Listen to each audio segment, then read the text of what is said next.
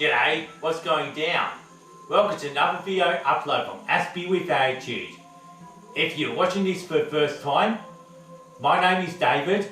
I am from Melbourne, Australia, have autism, have some speech difficulty, a speech impairment, have Asperger's syndrome, and that's why I call myself an Aspie.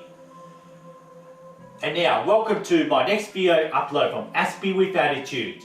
And if you're watching this for the first time also, always briefly talk about this video content. There'll be some video contents when I talk about autistic life hacks, and I also sometimes in some videos talk about any issues or any politics that's affecting the worldwide autism community and the worldwide neurodiversity community, and gives me a chance to talk about any obsessions, special interests, and any passion that I have. Whether this is my Lego, as I give you a close-up shot of my Lego Safari collection, considering that I'll be talking about animals. And on the other hand, I'm actually more of a plant person, so like you'll always see my succulents, since I like to grow succulent plants. And I also like to make a stand for autistic rights, neurodiversity, and autism acceptance. And I light up breeds for autism acceptance. And I like to sit down, so like I might have a stim, because the only reason why I like you to see this paw throughout this whole video content is because I'll be talking about animals and autism, and how autistic individuals have animal connections. And I suppose when one neurotypical meets an autistic individual and you're going to ask them a question, asking the autistic individual what their favourite animal is, it is likely they would reply on whatever animal they're interested or obsessed about. Any particular animal would only depend on its specialty of any species. This could be an existing animal, it could be from a zoo, could be from a farm, from a circus, something that's been seen in a David Attenborough documentary, or just whatever pets they'll have at home. And it all just varies, like kind of pets, like it could be a cat and a dog, a fish, or a bird, or maybe in the backyard they may be raising chickens at home.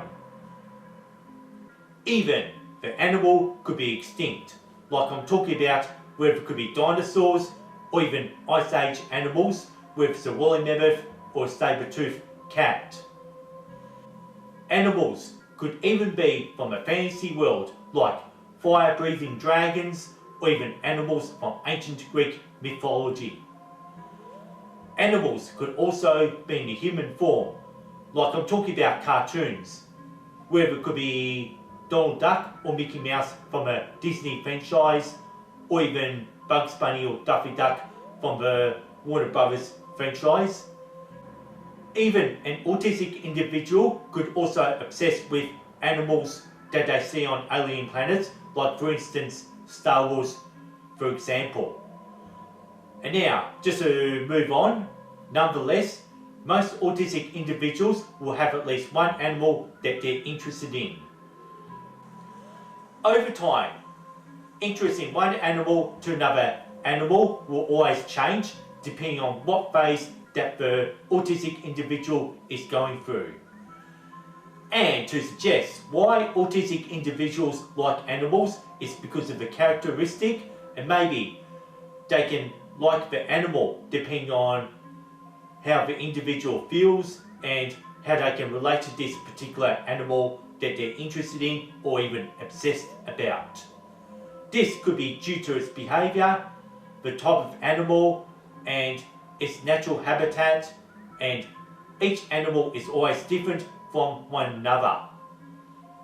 Most animals are always recognisable compared to recognising another person's face, since that some autistic individuals can have troubles recognising people's faces, so instead they can always know the difference between a cat and a dog, to an elephant, to a rhino, to a whale or shark, or even to a cow and a horse. And that's how all animals are different. And since all animals have distinct sounds, most autistic individuals do like to mimic or imitate the sounds that their favourite animal make, and this is used as some form of verbal stimming. And even sometimes, like I had seen social media posts when one autistic individual would actually end their reply with a meow, making a sound of a cat, considering that this autistic individual may have an interest or obsessions about cats. It's common for an autistic individual to be interested in animals that cannot be kept as pets. And I'm talking about wild animals. For instance, could be an animal living on the African savanna like the Serengeti, maybe other wild animals living in Asian jungles or South American jungles like around the Amazon basin, and even most wild animals that are living in the North American woodlands, and perhaps any Australian native animals living on the bushland. Other autistic individuals would favourite their own household pets, like for instance, they might favourite their cats and their dogs to be favourite animals, considering that cats and dogs are great companions for autistic individuals since they do not judge, and it's not uncommon the autistic person will talk to their own pets like if they're real people. Well, they can just talk to their dogs or talk to their cats, and considering they don't reply back in English, but it's just equivalent to learning how to connect with people by connecting with pets, since that cats and dogs do not judge. And I had already talked about dogs back in episode 63, which I'll be leaving a link in the description down below, just in case if you do not watch the special effects at the end of this video content, since I always leave this same thumbnail, especially after I do the fidget spin nose trick at the end of this video. But anyway, not now, because I want to talk about another group of animals that autistics can relate to, which happens to be animals that are found on farms. I'm going to be talking about livestock like sheep, cattle and pigs, for instance. And I may be referring to an autistic personality, and her name's Grandin, and it's been known that she appeared to use her own autism to connect with the cattle when she had worked on the farms, working at slaughterhouses. And since these cattle were bred as livestock, since I like to talk about Grandin another time, since I want to focus on talking about animals, because I don't want this to be a long video, of course. And another type of animals that most autistic individuals would like to connect with is horses.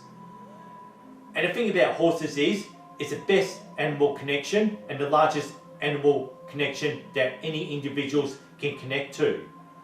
And the most popular thing that people like to do with horses is ride horses. Since I haven't rode a horse yet, but I've certainly had rode a camel before.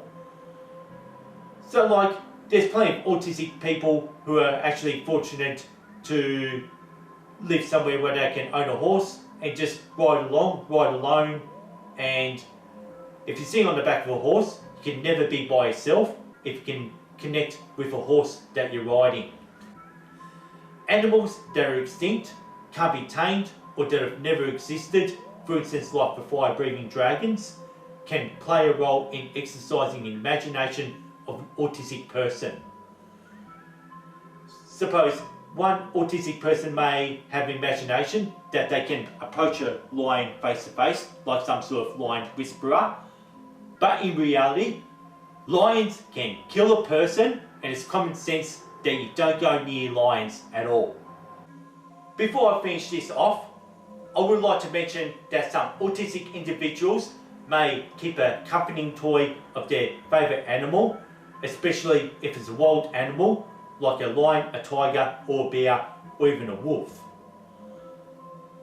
And the purpose of for an autistic individual to keep a soft toy as accompanying toys. It helps an autistic individual to overcome their sensory challenges if they have a accompanying toy near them, especially if it takes form of a very dangerous animal like a lion or a tiger. And before I finish this off, I like to talk about my favourite animals. And my favourite animals will vary from one animal to another, and I can actually show you some of my videos from my Walk With Me adventures when I actually had seen Australian wildlife.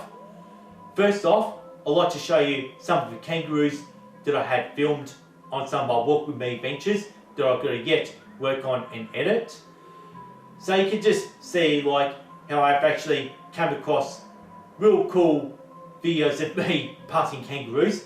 Oh yep, this is just so awesome, and is even me being near the kangaroos.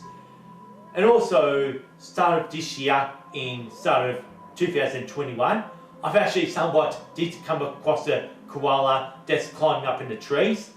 Oh yes, that's just so cool. Like, I don't even often get to see koalas. So anyway, there you have it. And I even recently did come across an echidna, which is another animal unique to Australia.